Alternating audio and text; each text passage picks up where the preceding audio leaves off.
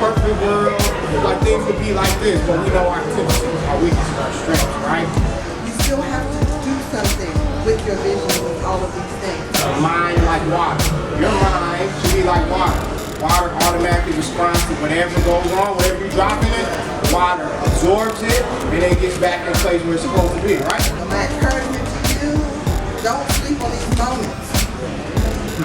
How do I say this? Be real with yourself.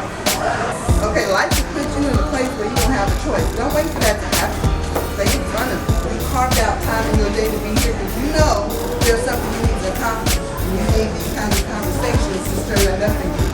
You didn't have a posture in your life when you set your life up, right? Okay. Look, at the end of the day, you can have all of these tools.